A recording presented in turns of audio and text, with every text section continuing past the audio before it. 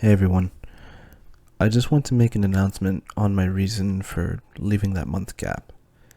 Um, I generally don't know really what to do here. I basically made myself a script, essentially, and so I'll try my best I can to read off the script. If I ramble on, I do apologize. I don't I don't plan to make this video edited in any other way. I just want to have a talk. And I know this isn't my normal thing that I do with my content because I'm a gaming channel, but it's nice to give some to let some information out, you know? But okay, so at first I felt very uncomfortable discussing about my own personal life, but I like giving good news to people. Like when I took that month off, it wasn't because, well, to be fair, I had a surgery that had to deal with my appendix being removed, so there's that. But there's also really good news actually that happened straight after, literally right after my appendix got removed, and I've been from when I got discharged from the hospital. But before we get to that, I just want to get straight to the point. For those who know my story so far, but for those who are new to my channel or first time seeing my channel, this is what I do, and this is a bit about me. My name is Josue. My friends call me Josie or Josu, this and that. I'm okay with it. It was annoying at first, but it's how I was named.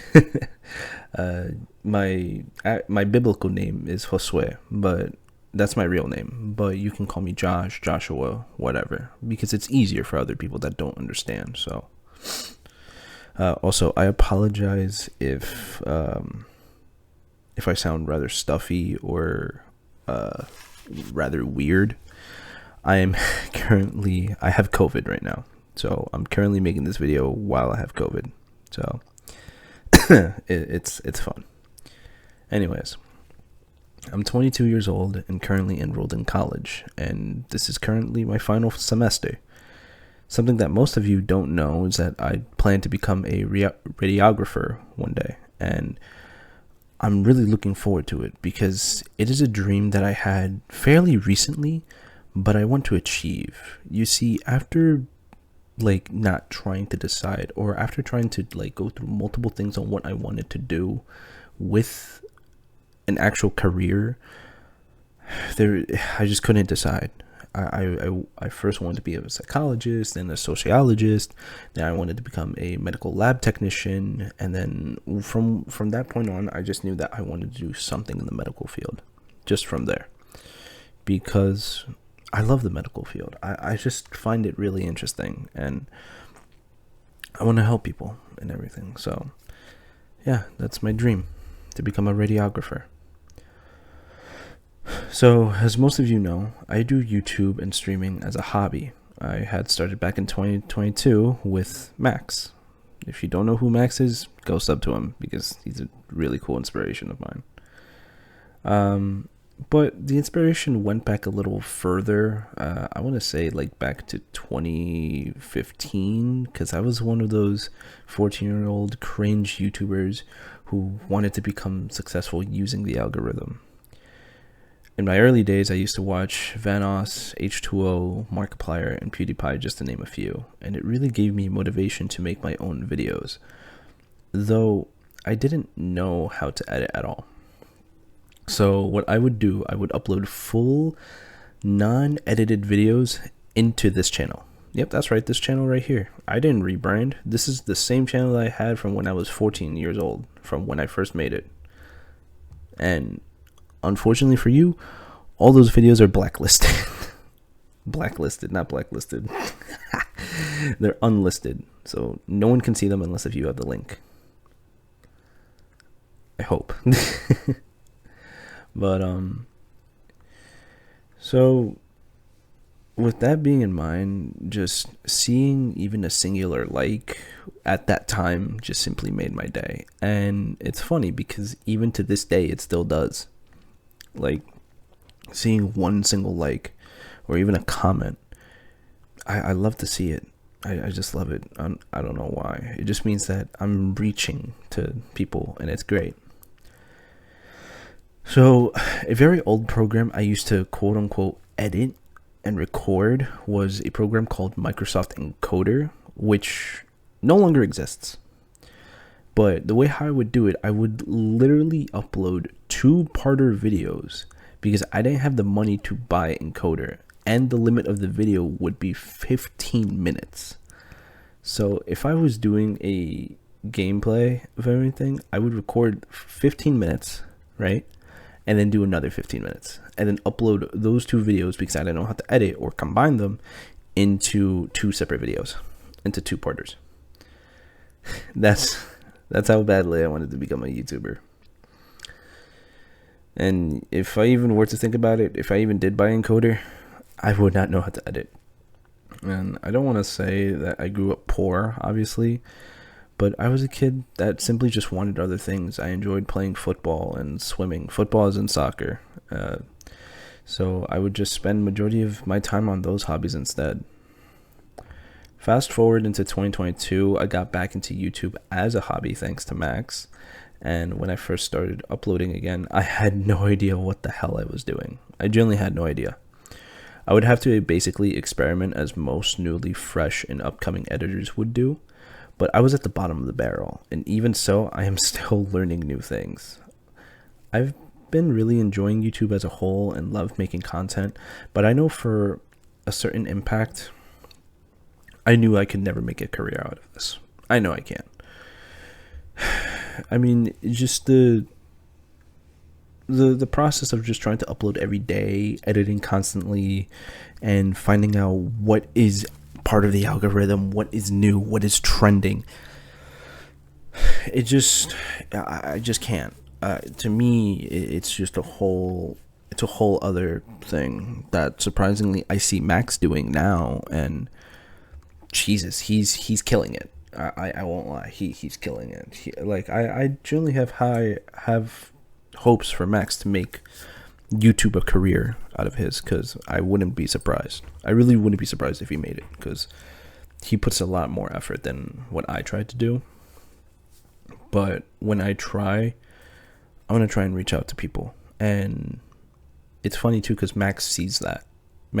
Even though despite the fact I'm not working as hard as he is, he knows that I'm trying to reach to an audience, and I can basically use him not as a stepping stool, but I can use him as support to help me guide my channel, and he can use me as support to guide his. So I'm really appreciated for that. But anyways, I grew up with the mentality that uni or university meant everything, that if you don't go to uni, your life wouldn't be what you want it to be. Though I respect those who choose not to go and want to go straight into the workforce. You guys are great and you have my blessings. Don't get me wrong. I just grew up with mentality where university meant everything to me. And there's nothing that can change my mind about that, but I do respect those who don't go to college, respect those who go immediately straight into the workforce. Like I said, you guys have my blessings and Godspeed. Because right now, in today's world, it's not that fun. I've learned that regardless of training and practicing for a degree, though, you will start at the bottom. That's the thing. And so you really shouldn't ever expect, just because you have a master's degree or a doctorate, that you'll immediately get in.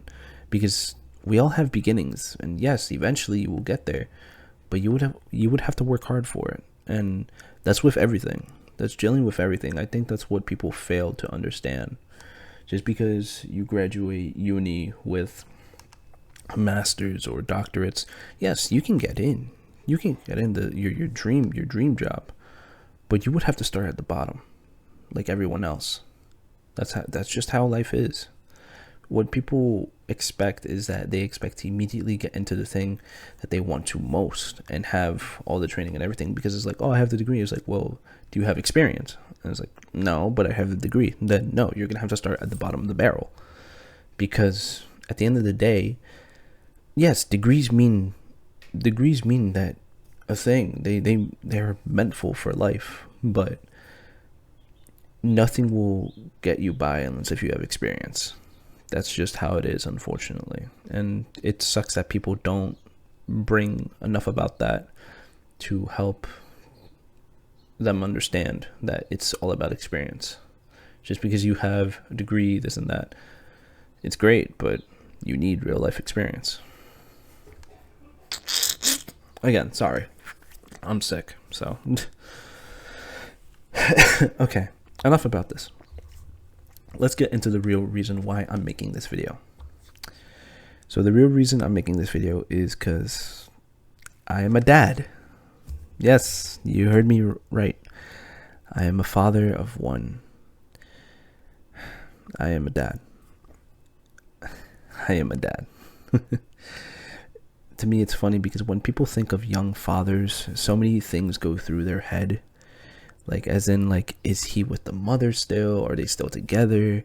They feel sympathy for the dad because he's alone. I get it. It's a stereotype when it comes to being young parents. It's genuinely a big stereotype. Like, hell, I'm pretty sure there are people who are younger than me and probably have more fatherly experience than I do.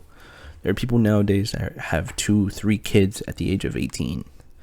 And they're doing great for themselves. So I have my respect, and God bless you. So, but apart from that, I currently live with my partner and my son, and I'm enjoying it so much. Whenever I wake up, seeing my son right in front of me, even if it's like 3 a.m, I just love seeing his face. He is genuinely the joy of my life. I never expected to have a son at such a young age, because I've always wanted kids, but that would have been after I had my career set in stone, because the way how I thought was how everyone else thinks. How will we support the child financially? That's what everyone thinks. That's what everyone thinks about first when they're pregnant or find out that their partner is pregnant. How will we support the child? And a lot of things, a lot of emotions, a lot of things happen, and I want to talk about those things. You see, I was scared and lost during the month of January. I believe I want to say I went into a depression, because I know what I'm about to say here. You're probably gonna say, oh, just because you didn't want to do that doesn't mean you're depressed. You don't know what real people with depression feel like. I'm like, okay, I get it. I don't want to make any stereotypes or anything, and I don't want to make any assumptions, but this is what I felt at that time. The point is, I didn't want the game. I didn't want to watch anything. I didn't want to do anything. I wouldn't shower for days. I just wouldn't. And that would be, I believe, the first 2 or 3 weeks of January, because my partner was still settling in with me and my family, and it was rough. I'd be in the same boat if I moved in with her, but we decided that in the end that she would move in with me. I would feel like as if I want to do nothing, and if I was tired, I'd do things. I was too tired to do things I enjoyed, essentially. I thought I wouldn't be supporting my son if I wasn't there with him. Like, there'd be times where I wanted to play, but if I wasn't in that room with my son or my partner, I would have been sad. Because to me, I'm like, I want to be in there with my son. I don't want to leave my son's side. So that's what it felt. It's literally my room and the playroom.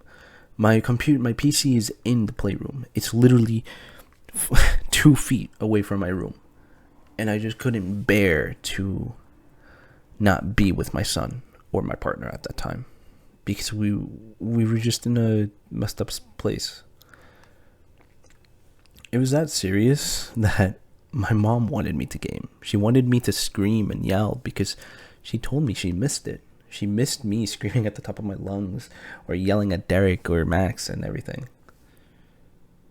I knew it was serious when she told me that.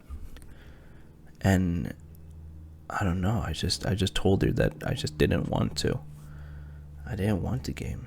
I didn't want to do anything. But after some time, I got used to working again and trying to make videos and eventually playing games again. And literally, it's as if nothing has changed. I'm still 22, living with my parents, going to work and school and trying to provide basic needs. But now I have to provide for my son. It's a game changer. Having a son, or having a kid in general, is a really, really big game changer. But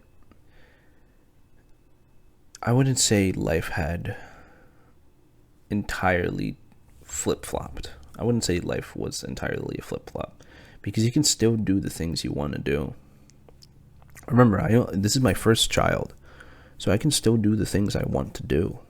I can still pursue my career. I can still work. I can still go to school. I can do these things, and I can also support my partner into going for school.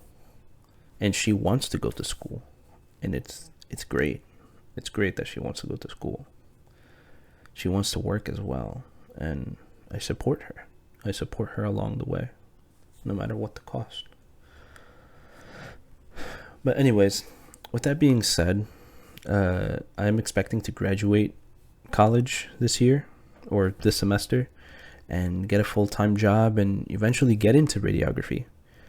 There are things I want to talk about while I was in the hospital with my partner as well, real quick, because as many new parents have gone through similarly, there are probably parents who are younger than me, like I said before, that know more about parenting than I do. And all advice is accepted. Nobody is perfect. It's as God has intended it. But anyways, I want to give a bit of advice. Or not advice, but more so like stuff that I kind of wish I learned, you know? So during the time in the hospital with my girlfriend, we were offered various amounts of things because we were new parents. Things I wish I knew existed before even becoming a parent. Something I genuinely wished my education system had taught me. There are a lot of options that on how to prevent a pregnancy. This is what my school taught me. But what if you want to have a baby at a young age, right? And no, this doesn't account for all women, obviously. I'm not speaking for all women out there, but just women who want to get out of the social norm, essentially. Because there are certain aspects where a woman wants to, per se, leave her house. They had enough of their parents.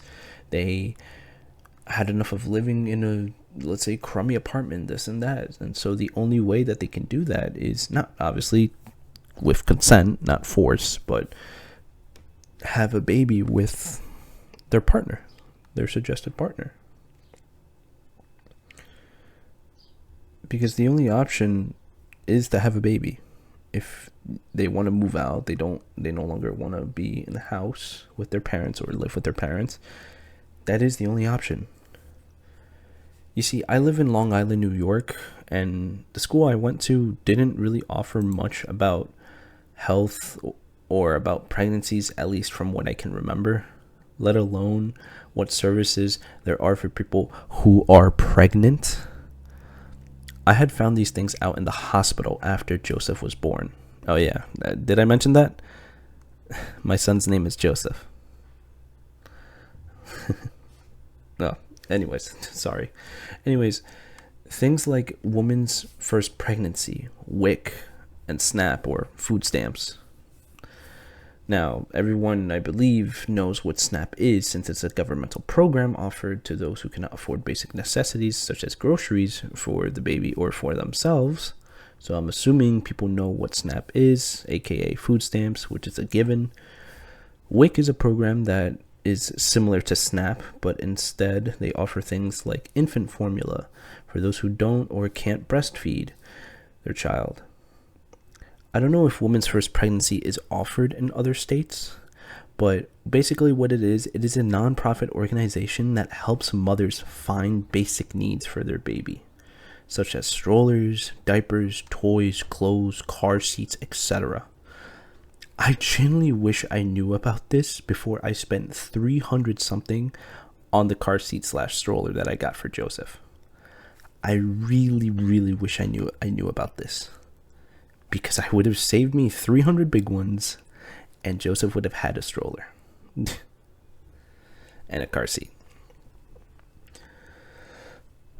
But these are basic things I wish I was taught in school, or at least were mentioned to me, because you can never know of one's future. It's scary. If you are experiencing this and frightened about having a baby, yes, New York still offers abortion, and if you're scared about getting the support you need, there are a bunch of programs that will help you out at no extra cost. I'm not saying that you should get an abortion if you don't want the baby, this or that. If you get an abortion, that is totally up to you. I'm not pro-abort. I'm not pro-life. I'm in the neutral area. I am neutral when it comes to that, because to me, I just don't want to get into the drama of what pro-lifers are and what pro-abortions are, because there are reasons why you should get an abortion, but there's also reasons I believe that you shouldn't get an abortion. That's just me. By the way, I want to point out that this isn't a sponsored video. I know this is out of the ordinary, like I said, for my content, but I like to help out people and spread information when necessary. I was terrified about having a child and obtaining support from others, but it's there and I'm grateful. If you have a loved one who you know will support you, talk to them. They will tell you everything's going to be okay. You may think your life has changed forever and think you can no longer do the things you once loved, but you're wrong. You can still do those things. You would just have to make time. Time management is key. I'm still here making videos, playing games, and being an absolute goofball when I want to. It's all about time. Generally, I've been in such a great place so far with my son and my girlfriend, and I've never been any happier. I'm happy that I had my son. I'm happy that I live with my girlfriend. It's just the best feeling ever, in my opinion. I love it so much, and I really wouldn't trade it for anything in the world. And it's great. It's great to have support. My whole family supports me, and her whole family supports us. It's just great.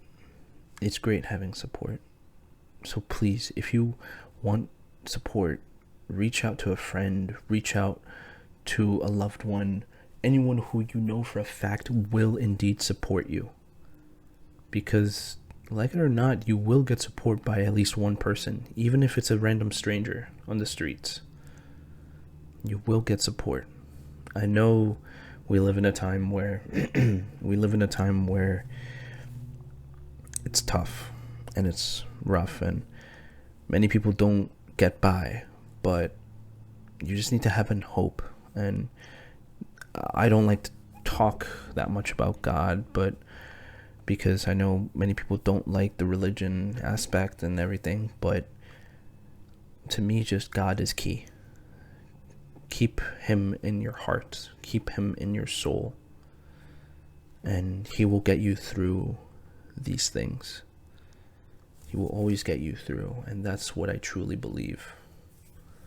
I really believe that believing in God can make a difference. pray. Pray for those. Pray for those who need it. Pray for yourself. Pray for loved ones. It helps. It really does. Now, I don't want to talk about depression or anything, but we've basically reached the end here. But real quick, I don't want to talk about depression or anything, like I said.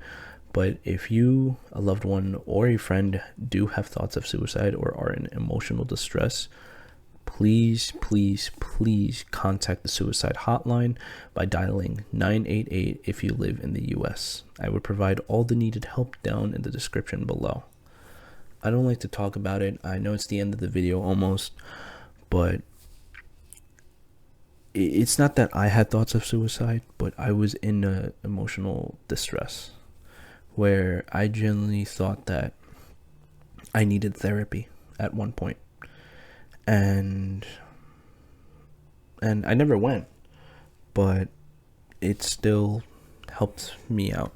Just talking about my feelings, this and that, to my girlfriend and to my parents, because they supported me. And I will forever be grateful for that support. And I hope you guys will support me too, because I know my friends will also support me. Anyways, I'm happy to be making content again with such little time, despite the fact I have now that Joseph is born. But I will do my best to keep you guys entertained. Is the least I can do. I still like making YouTube videos, and I plan on making more videos soon. It's just right now, it's all about my son right now, and I couldn't have been any more happier. But anyways, it's like I said, if I can at least make one person smile, my mission is complete. That's how I always viewed things. Thank you so much for watching. If you stuck by with it for that long, thank you. I appreciate it. And I hope to see you guys in the next one. Take care and peace.